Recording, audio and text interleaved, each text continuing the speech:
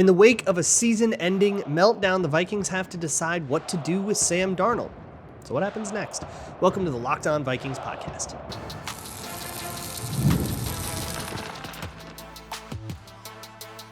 You are Locked On Vikings, your daily Minnesota Vikings podcast, part of the Locked On Podcast Network, your team every day.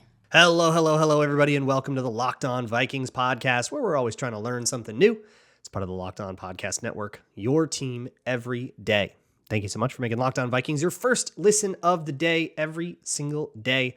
I appreciate my hashtag everydayers so very much. Today's episode is brought to you by FanDuel. Make every moment more. From the first whistle to the final drive, FanDuel makes the NFL playoffs more exciting. Right now, new customers can bet $5 and get $300 in bonus bets if you win your first bet. Visit FanDuel.com to get started.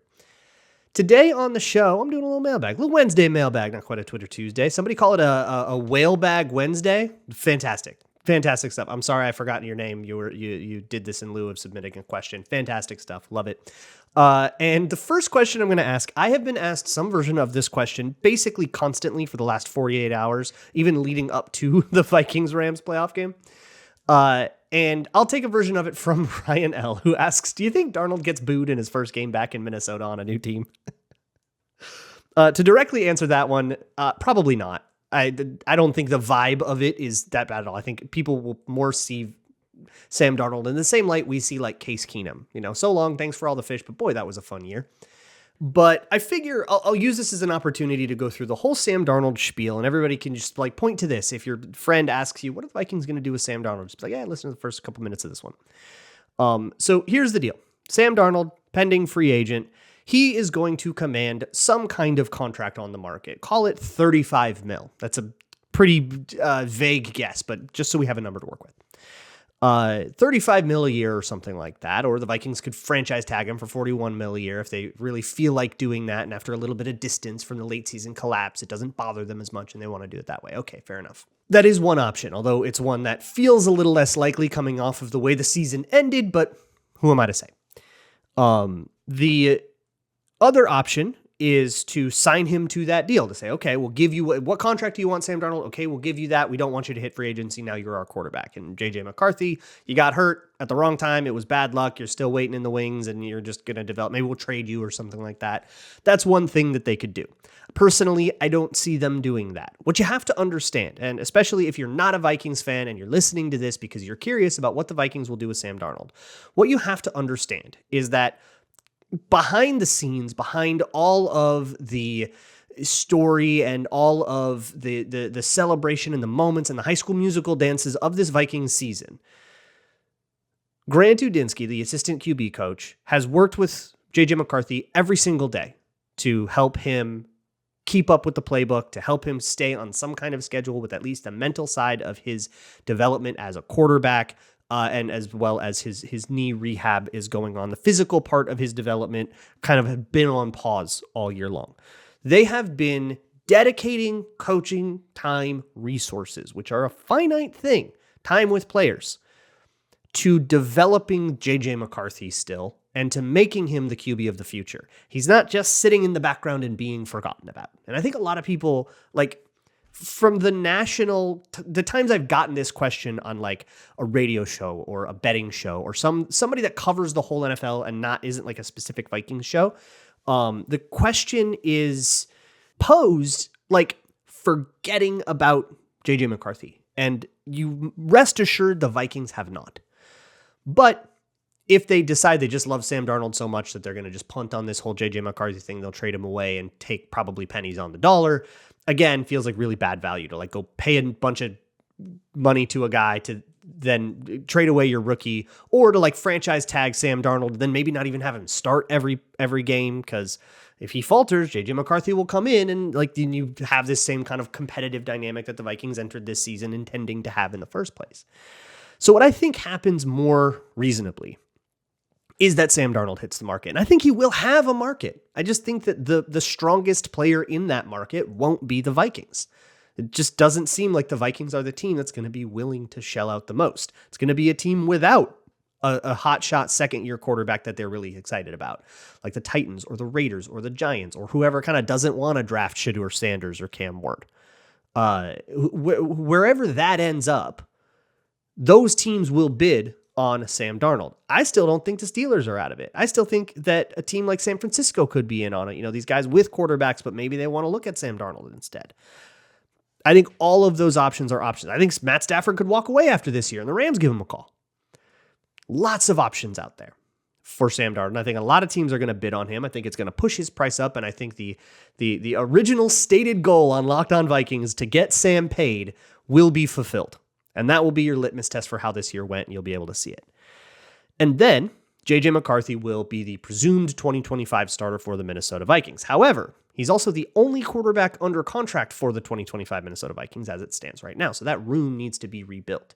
And I don't think you're bringing in a Sean Mannion to be his backup quarterback. You want some veteran mentorship, but I think they want to bring in somebody that has starting experience as well. And maybe somebody that has being a first-round bust experience, who has made some mistakes and can hopefully teach JJ McCarthy to learn, the lessons that they learned from those mistakes.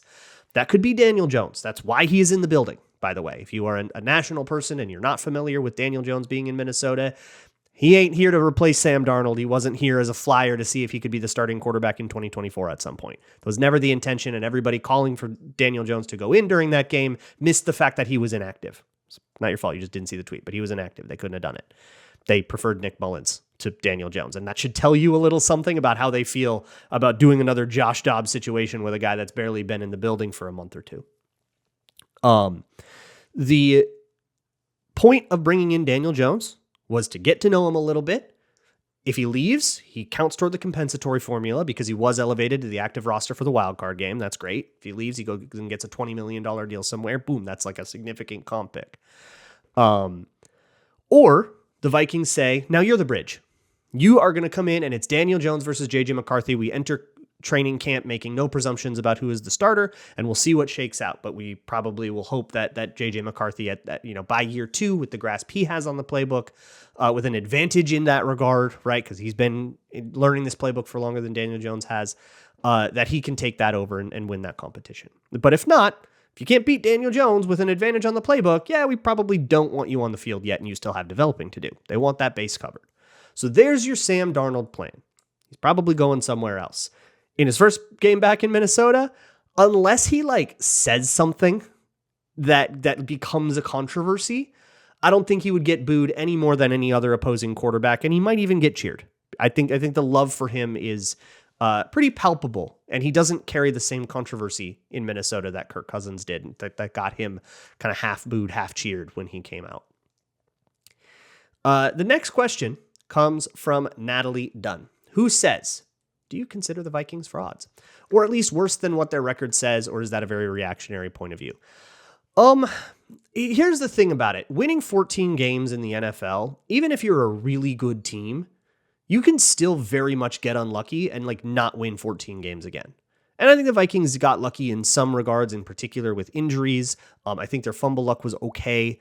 I think they got decent ref luck. Probably overrepresented ref luck because there was a lot of DPI, but that was a strategic decision a lot of teams made, was to eat a lot of DPI, and that played into the Vikings' favor because Justin Jefferson is good, so it feels more earned. That feels like that kind of was going to keep happening. But I don't think it matters anymore, right? But losing in the playoffs in the first round, if you're going to say that a team that won a lot of regular season games but then lost in the first round of the playoffs is a fraud, we're starting to teeter into a world where we categorize every wild card loser as a fraud, and I think that's dangerous territory. I don't think we want to eat that, bite that bullet, what if there are two really good teams that meet in the wild card round? Must one be a fraud, or can we say that this is a single elimination playoff format? Two good teams enter and one goes home.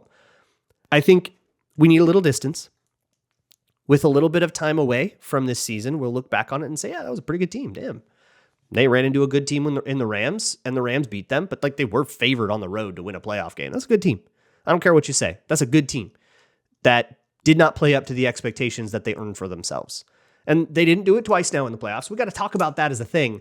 But that might have a lot more to do with Kevin O'Connell, who we've got a lot of questions coming up about him, as well as some free agency stuff and some more kind of vague offseason ideas. That'll be next on Locked On Vikings. Today's episode of Locked On Vikings is brought to you by FanDuel. From the first whistle to the final drive, FanDuel will make the NFL playoffs even more exciting.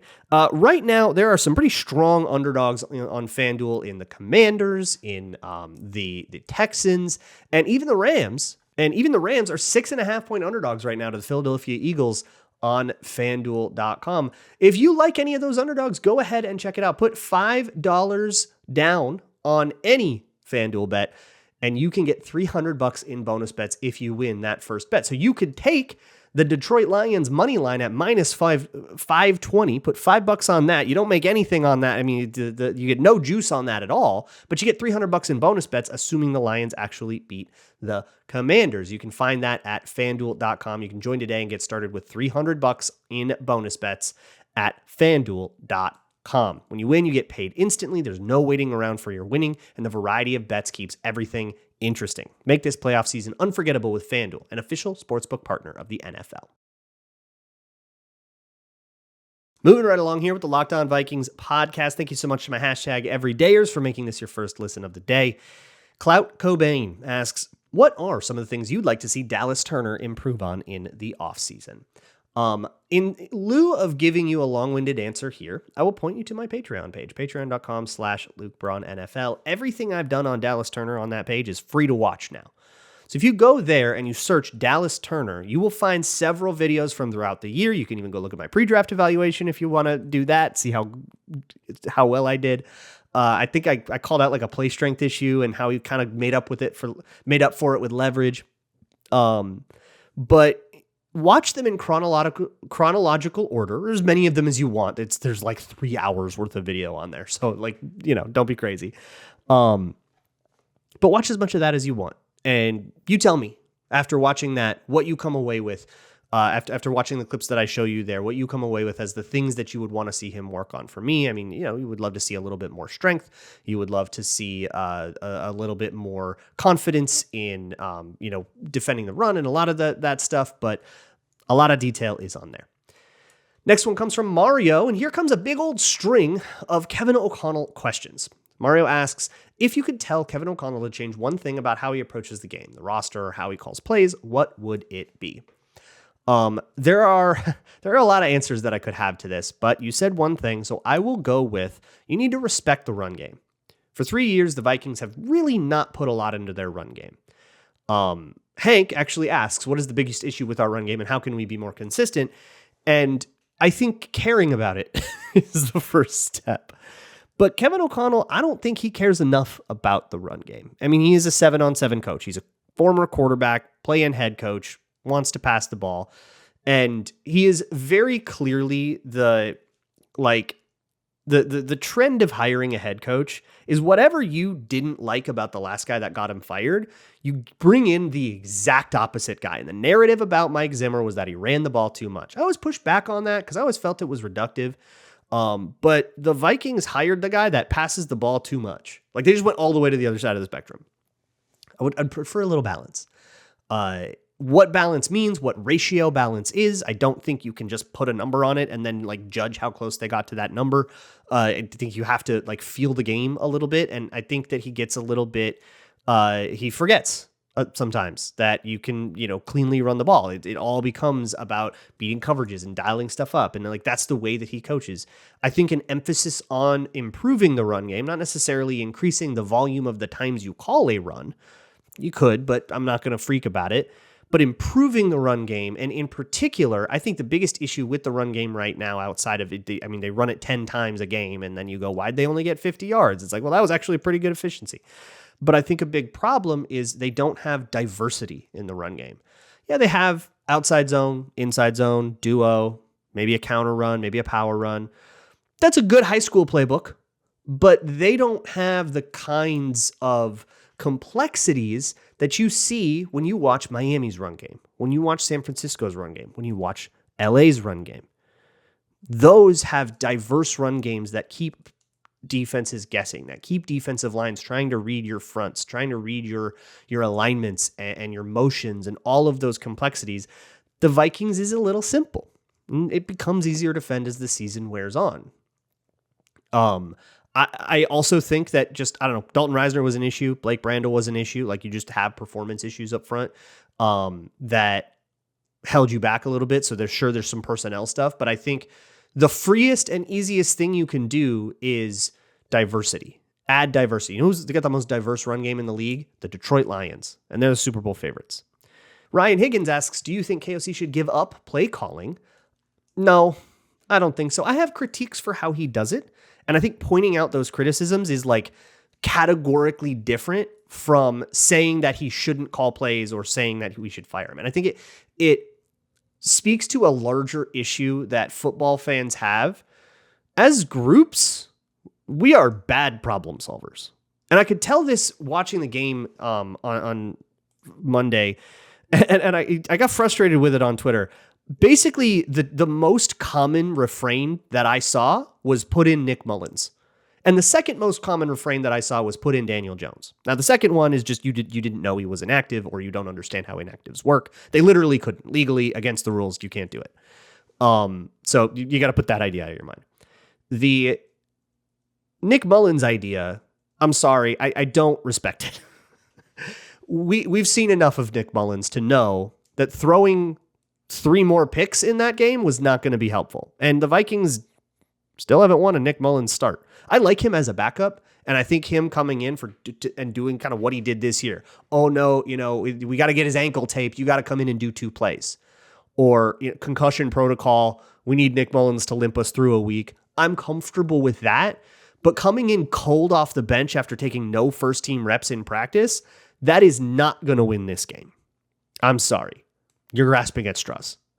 And I think it's a very much a like everything looks like a nail when all you have is a hammer kind of problem.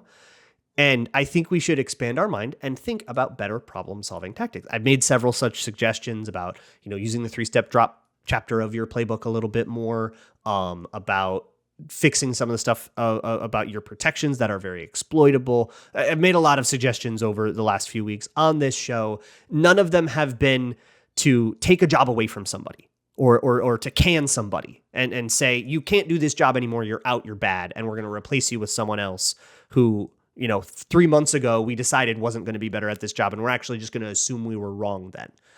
I just don't think it's good problem solving, and I think we can expand our minds a little bit. Hodunk MO asks, would you extend KOC 2 years, or would you extend him a lot longer, like 4 years? Obviously, both including his last year next year as well. I don't care. This is where I'm going to be on this extension thing. It's going to be a story for a couple weeks here. Ben Gessling has already reported that they're expected to start extension talks soon now that the season is over. And it's going to quietly get done. There's probably not going to be that much drama about it at all. And we're all going to forget about it immediately. So I don't care. Because it doesn't affect the salary cap, it's just the Wilfs money. And I'm sorry, maybe you care a lot about how the Wilfs finances looks. I could not care less about how the Wilfs finances look.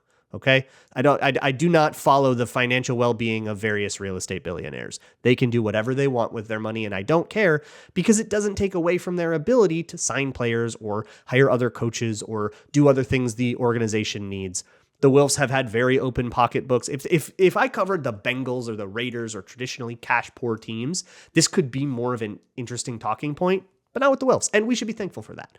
I think that makes for an advantage for the Vikings because of the way that your ownership handles their money. And that is they spend it on what they're going to spend it on. But Kevin O'Connell will get extended. Kwesi will get extended, and then we're never going to think about it again. Don't waste your time. Don't waste your breath. I have a couple of questions about Kwesi and free agency and some other miscellaneous stuff. We will get to that next on Locked On Vikings. Today's episode of Locked On Vikings is brought to you by LinkedIn Jobs. And if you want to grow your small business in 2025, what's the most important thing? Making good hires. I don't think I'm breaking any news to you there. That's pretty conventional wisdom. But actually executing that is pretty hard, because if you work for a small business, you have a million different responsibilities. You're wearing a million different hats, and that's where LinkedIn comes in. They'll connect you with the best candidates using data you won't find anywhere else. From unique skills and interests to the connections that you share, LinkedIn helps you find the right person for the job. And in fact, 72% of small businesses say LinkedIn has helped them find high quality candidates. Hire smarter this year and find your next great hire on LinkedIn. You can post your job for free at linkedin.com/lockedonnfl. That's linkedin.com/lockedonnfl to post your job for free. Terms and conditions apply. Next up here on the Locked On Vikings podcast, more questions here on this Whalebag Wednesday.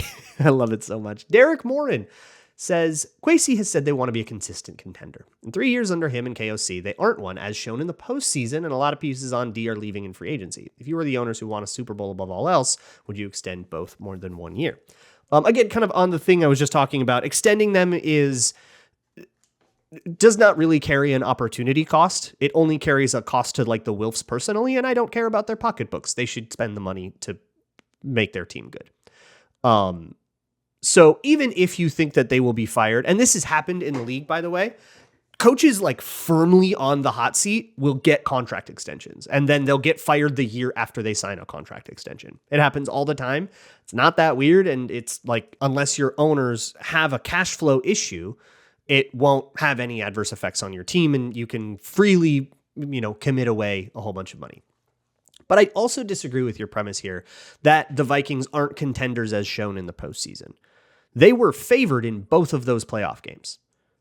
And to call them not a contender, if you went back a week and said, are the Vikings contenders, basically everyone would have said yes. To wait for them to lose the game and then say, see, they aren't a contender, I don't think you get to say that unless you were sitting there after the Packers game and all those great moments and saying, nah, this team's one and done. And if you were, then congratulations, you doom in the face of anything, and you probably haven't enjoyed a football game in 10 years. I don't envy you, and I don't really need to adopt your opinion. But the Vikings have been one of the winningest teams in the league over this 3-year stretch. They've won twice as much as they have lost. When you win twice as much as you lose, you go to the playoffs. And if you're in the playoffs, you can win in the playoffs. And if you win in the playoffs, you win the Super Bowl. So I think that consistently winning twice as much as you lose over a 3-year period is exactly a definition for a consistent contender that I would accept. Carl says, do you think the poor defensive showing over the last 2 weeks makes it less likely Flores is hired away? Perhaps. I think it's a question he gets asked in interviews, and if he has a good answer for it, then everyone's going to be fine. But I also think that unlike with Sam Darnold, decisions on Flores will be made kind of in the immediate wake of this and before you see the entire playoffs play out. This decision might be made by a team in a hurry that isn't going to wait for Ben Johnson to lose in the playoffs because Flores is already available and let's get him now. I don't know. That could affect him, but I don't think it's an insurmountable issue or anything like that. He also hasn't even scheduled 2 of his interviews, so we still got a long way to go there. Carl also asks, if Flores does leave, how does that impact the value of Turner and his other hand-selected and versatile defensive players? Yeah, so I think this happened to Lewis Seen and Andrew Booth. I think a big part of it was they were brought in to do Ed Donatel stuff, and while Ed Donatel stuff didn't work at all, those guys both went from like cover 7, like matchy teams, and I think it was a zone match in Clemson, if I recall, to, Ed Donatel, Fangio, very classic zone stuff, to Flores, zone, blitz, like their different stuff that they do, invert and all that. And those guys had to relearn how to walk over and over and over again, and that absolutely will stunt your development. I think because of that, if Flores leaves, who his replacement is becomes really important. And you get stuck with this choice of, do we want to stick with not necessarily the Flores scheme, right? Maybe you don't think anybody else can run that. Or maybe you do. You say, Durante Jones, you can run it, and we're going to do all the same things, in which case I don't think it should impact the rookies at all. They'll be asked to do the same things they were before. It's like going from Gary to Clint Kubiak. Nothing changed. Although people tried to use that as an excuse for Kirk Cousins, and I always thought that was really bad faith. But, or you can go to somebody who also runs a Belichick-style defense like Gerard Mayo, right? He's a defensive guy. He's on the market. Maybe he comes in and he runs it. I don't know if he'll be as aggressive with the blitzes. That might even be a good thing. But he runs the same 3-4. The coverage rules are the same. The run defense rules are the same. The terminology is probably pretty similar. So it wouldn't be too hard of a transition. Or if you say, we're letting Flores go. We've got here's this great college DC that we want to bring in or something like that. Or we got this idea and we want to bring someone who's going to be something totally brand new. Then yes, I think every young player will suffer for that. And it's a cost you have to be aware of when you're making that decision. Hitman Stan asks, how attractive of a free agency destination do you think Minnesota is, assuming money is the same? Do you think free agents will have a desire to work with the coaching staff? Is there a perception that we were in a Super Bowl window? I think there are a lot of very concrete reasons to be really optimistic about this idea. There is, objective survey data on how players feel playing for the Vikings compared to how other players feel playing for their teams. With the NFLPA surveys that have come out, and every year the Vikings are in the top 5 of all of these metrics, from the quality of food, the quality of facilities, how they feel about their coaches, how they feel about culture, how they feel about, camaraderie and their teammates and all that. Vikings are in the tops every year. So I think that is an advantage. If we want to talk about these kinds of advantages, the Vikings tax-wise have a disadvantage because taxes are higher in Minnesota and there's none in Florida or whatever. That's something, although I think it's an overrated one, but it exists, something, right? If we're going to talk about things that cost you pennies. The perception of how good the team is, I think only matters for free agents over 30. I think somebody coming off of their rookie contract looking for a second deal, like a Cam Bynum of sorts, will care a lot more about money than they will about, are these guys going to win a Super Bowl? But once you have made your money, and money is this is life-changing money, and Cam Bynum has not yet seen life-changing money. I mean, he might, and that's why he might leave to free agency to go pursue that life-changing money. And life-changing money is real easy to prioritize over being on a team that wins a ring and trying to do the 2000s Miami Heat super team move. So yes, I think free agents will absolutely desire to work with the coaching staff. We have lots of evidence that supports that. Yes, I think Minnesota will be a popular free agent destination, assuming all money is the same. And yes, I think there will be a perception that the Vikings are a good team. They just won 14 games. People in the NFL respect that, even if the quarterback leaves and stuff is a little different. They didn't win in the playoffs. Hank Lee says, with just 3 draft picks, 2 of which are 5s, where do you think Kwesi goes with number 24? And is there any value to trading down? The scarcity of your other picks, I don't think super affects the value you have to trading down. It might make you a little bit more willing to take a deal, but I don't think it changes the value of those deals. So trading down from number 24 will be as valuable as it always has been, and the deal has to be right. However, the Vikings are expected to get a 3rd-round compensatory pick in addition to all of that. So they'll have, adding a 3 to that, I think, takes a lot of the sting away. They don't have a 2, they don't have a 4, no 6s, no 7s. So it's still a sparse draft, but not quite that sparse. I think a 3rd-round pick helps a lot. Scott Graham asks, what would a lockdown corner do for the Flores defense? Okay, watch the 2018 Patriots with Stephon Gilmore in his prime. That's the answer. It would be incredible. If a Flores defense could get a lockdown corner, or you probably need a couple of corners that can survive in man coverage. We don't even need the best guy in the league. You don't need DPOY Stephon Gilmore. It would help. Just a couple of good ones. You can abandon the zone coverage and you can play man match cover 7. In man match cover 7, you can still split the field and you can still call dynamic calls. You can call triangle coverages or box coverages. That means, 3-man coverages or 4-man coverages that have sets of rules, first in, first out, you take the number 1, you take the number 2, sets of rules depending on the different calls, but you have different variants within that make it completely and totally dynamic. This is what Mike Zimmer ran. This is what Bill Belichick ran and Brian Flores ran back in that 2018 year. Instead of just zoning off and having a whole bunch of holes in the zone that Jared Goff and Matt Stafford can carve you up with. It would be huge to get some cornerback play. And the fact that they couldn't cover down the stretch and there were guys open right away for 25 yards has a lot to do with the fact that the cornerbacks are Brian Flores' home for washed up has-beens. Get serious corners and so much changes about this. It could absolutely be the fix that they need. Or get pass rushers that can get home with 4. You just need somebody that can win a rep and stop making Brian Flores scheme his way into defense with a whole bunch of nobodies every year. I think it's time that we get to say that. Have a real roster.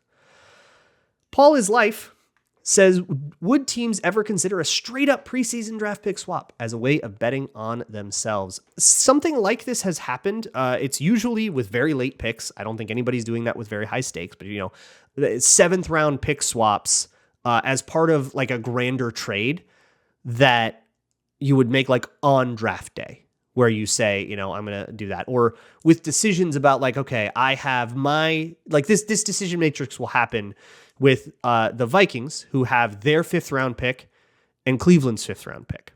So if you're going to do a draft trade and somebody's asking for a 5th round pick as part of it, which one do you send? You kind of do have to do that calculus. So in spirit, those situations come up, but just a straight up pick for pick trade would feel a little weird. And certainly not I don't know about preseason. I would go with like on draft day, maybe stuff like that happens, but always as part of a larger package. And then finally, Hjort asks, now that we're on to the offseason, what is your favorite get over it cheat meal? The one super unhealthy dish you only make for the worst cases. For me, I'm a simple man. Okay. It's maybe an adult beverage or two. So I don't think you want my opinion on this. So I consulted the person I trust with this most in my whole life, which is my wife.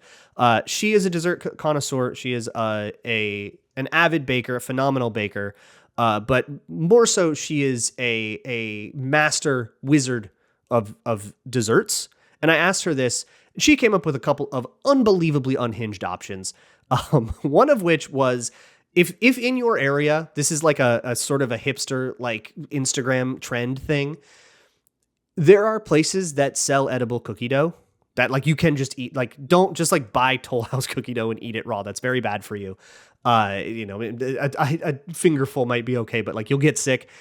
But there are places that do have like heat treated, food safe cookie dough, and then put that between 2 baked cookies and have a sandwich about it. If you really want to like, and don't tell anybody that you know or love that you did that. Like if you're talking about something that like you can't admit that you had, you can have that. Or here's the clutchest option. Okay, my jaw hit the floor when she suggested this. Go into a movie theater and just buy popcorn. You can do that. You don't need a ticket. Just go buy movie popcorn, put a bunch of butter on it, and bring it home. How about that for like just an unhinged treat that you can't tell anyone about, but you will enjoy the heck out of? I think the answer to this is honestly pretty personal. Like, I don't know, whatever you like, right? Like what's the thing that you like, but you try not to have all the time? Have that. I'll talk to you again tomorrow. We'll go more into some details maybe about what a Sam Darnold contract might look like, what Brian Flores is. We'll keep up to date on Brian Flores' head coaching adventure and all of the stuff that we go into in the offseason, some cap figuring. We kind of don't have like a ton of time to do all this stuff because we got to go through free agents and cap stuff, and I am starting on some draft stuff as well. So we got a lot to do here on Locked On Vikings. I'll see y'all tomorrow. And as always, Skull.